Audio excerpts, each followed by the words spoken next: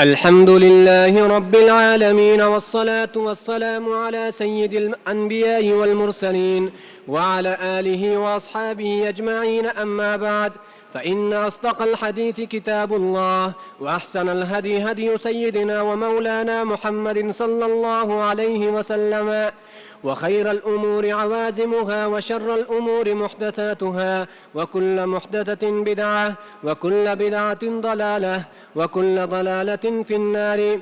وبالسند المتصل منا إلى الشيخ الإمام أبي عبد الله محمد بن عيسى بن ثورة الترمذي رحمه الله تعالى: اللهم انفعنا وارفعنا بعلومه وعلومكم أجمعين، آمين يا رب العالمين. أنه قال: باب في المستحاضة.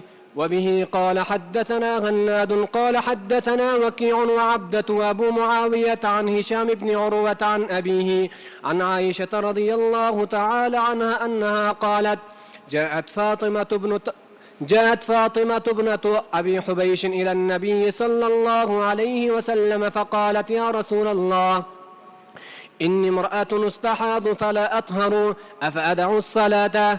قال: لا، إنما ذلك عرق وليست بالحيضة، فإذا أقبلت الحيضة فدعي الصلاة، فإذا أدبرت فاغسلي عنك الدم وصلي. قال أبو معاوية في حديثه: وقال: توضئي لكل صلاة حتى يجيء ذلك الوقت. وفي الباب عن أم سلمة رضي الله تعالى عنها قال أبو عيسى: حديث عائشة حديث حسن صحيح، وهو قول غير واحد من أهل العلم من أصحاب النبي صلى الله عليه وسلم والتابعين. وبه يقول سفيان الثوري ومالك وابن المبارك والشافعي أن المستحاضة إذا جاوزت أيام أقرئها اغتسلت وتوضأت لكل صلاة.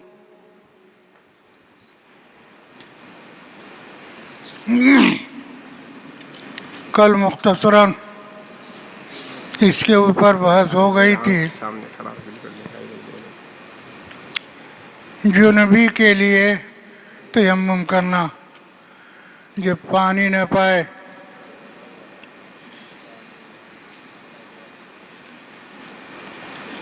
اصل میں نبی کریم علیہ السلام کی احادیث تو اس باب کے اندر بہتیری ہیں. اس میں سے ایک حدیث کو یہاں پر نقل کر رہا. خالد حذا ابو قلابہ عن عمر ابن بجدان عن ابی ذر. یہ ابو قلابہ نقل کرتے ہوئے کبھی اپنے استاد کو ذکر کرتے تھے عمر ابن بجدان، اور کبھی ذکر نہیں کرتے تھے. غیر مشہور آدمی ہے. بہرحال یہاں پر ذکر کر دیا جس سے روایت متصل ہو گئی. متصل ہونے کے باوجود اس درجے کا راوی نہیں ہے، اس واسطے یہ حدیث درجے میں حسن کے رہی. فَتَيَمَّمُوا صَعِيدًا طَيِّبًا، سعید زمین، طیب طاہر پاک. تو قرآن کے لفظ کو استعمال کیا ہے. ان الصعید الطیب، پاک مٹی مسلمان کے لیے طہور ہے. طہور، انا انزلنا من السماء ماء طہورا. طہور معنی میں مطہر کے. اسی طرح یہاں پر بھی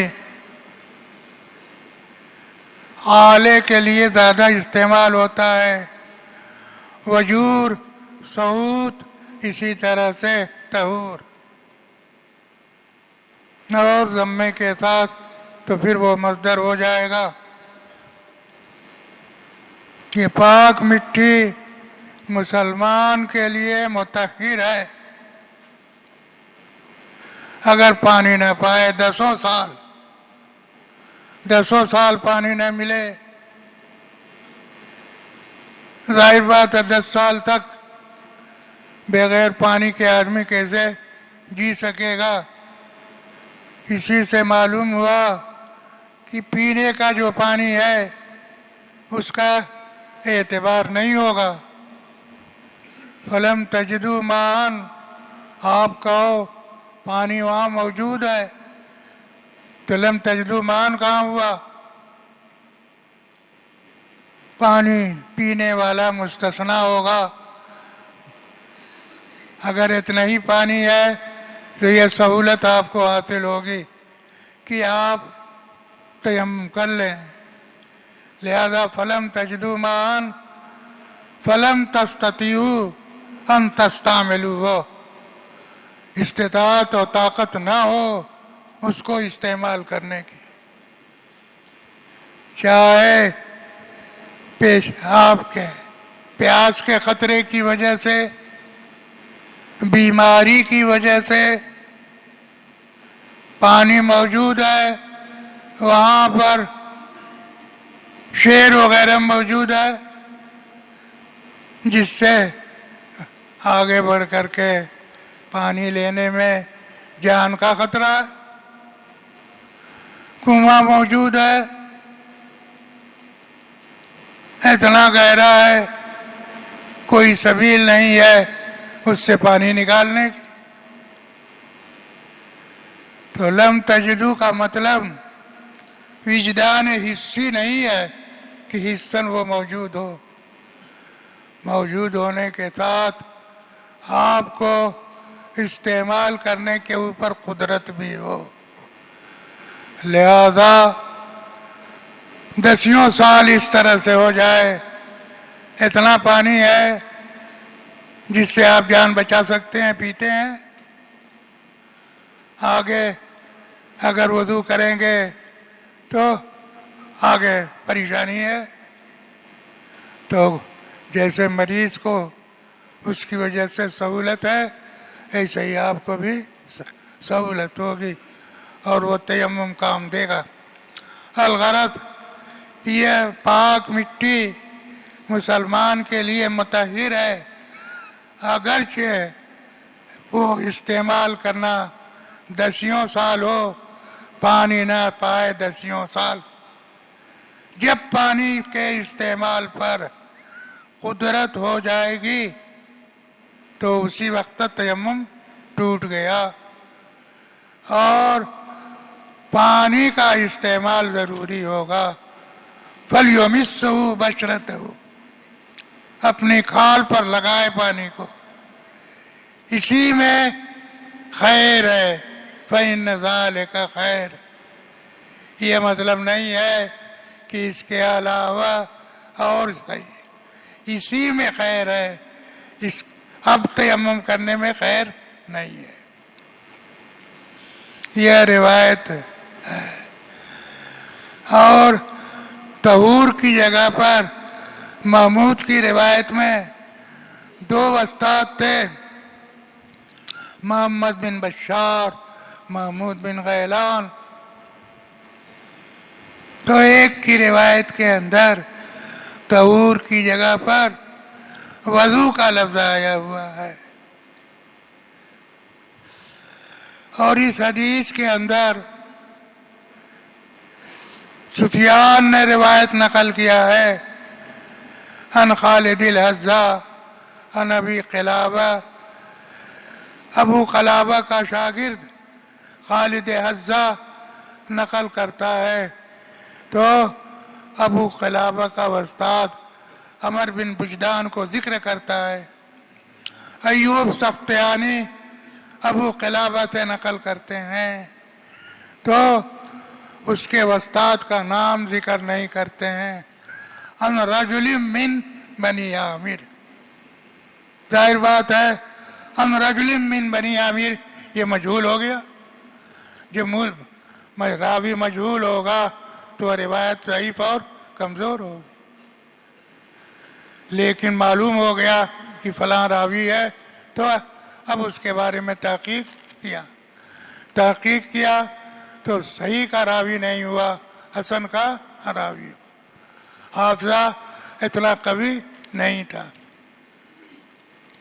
بہرحال اس روایت کے اندر زیادہ روایت ایوب کے واسطے سے لوگوں کے درمیان مشہور ہوئی. سفیان ثوری والی روایت زیادہ معروف مشہور نہیں ہوئی. اب جب ان کی روایت زیادہ معروف و مشہور ہوئی تو یہ روایت مجہول کی مشہور ہوئی. اس لیے ان لوگوں نے اس کو استعمال کرنے پر تردد تھا، لیکن دوسری روایت کے مطابق نام آ گیا تو اب تحقیق کر لی، اس سے روایت صحیح ہو گئی، حسن ہو گئی، قابل استعمال ہو گئی. اس کے بعد کہتا ہے تمام علماء کا مذہب یہی ہے کہ جنبی حائضہ پانی نہ پائے تو تیمم کر سکتے ہیں، تیمم کریں، تیمم کر کے نماز پڑھیں. کچھ صحابہ کے زمانے میں اختلاف ہو گیا تھا، انہی میں ابن مسعود ہے، وہ جنبی کے لیے تیمم کو صحیح نہیں سمجھتے ہیں. میں نے آپ کو بتلایا تھا کل اور اس کے پہلے بھی کہ اصل اختلاف جو قرآن کی اس آیت کے اندر ہے، لامستم النساء، لامستم سے کیا مراد ہے؟ ہم اور آپ باب مفعلت والا جانبین سے ہو تو جامعتم کے معنی میں ہو جائے گا، اور لامستم لمس کے معنی میں ہے تو اس آیت کے اندر جماع حد سے اکبر کا ذکر نہیں ہوگا. لمس میں بوسہ آئے گا، چھونا آئے گا، ان سے وضو ٹوٹے گا، تیمم کرنا چاہیے. تو یہ سب حد سے اصغر کے قبیل سے ہے. ابن مسعود کا کچھ یہی خیال تھا اور حضرت عمر کا بھی اسی طرح کا خیال تھا، اور اسی لیے ان کے بیٹے عبداللہ ابن عمر، جس کو جلالین میں آپ نے مشکات میں پڑھا، انہوں نے کہا لمس المرأۃ وجسها بیدیہ من الملامسہ. عبداللہ ابن مسعود بھی زیادہ حضرت عمر کی اقتداء کرتے تھے، ان کا بھی یہی قول ہے. لیکن احادیث سے کثرت کے ساتھ ثابت ہے تیمم کرنا، اس لیے یہ حضرات ان کے پاس کثرت سے وہ حدیثیں شاید نہ پہنچی رہی، اس لیے وہ جنبی کے لیے تیمم کے قائل نہیں تھے. امام شافعی اور دوسرے حضرات اگرچہ لامستم لمس کا ترجمہ کرتے ہیں اور اسی بنیاد پر بوسہ لینے سے وضو ٹوٹنے کی بات کہتے ہیں، لیکن ان احادیث کی وجہ سے جو نبی کے لیے تیمم کے قائل ہیں.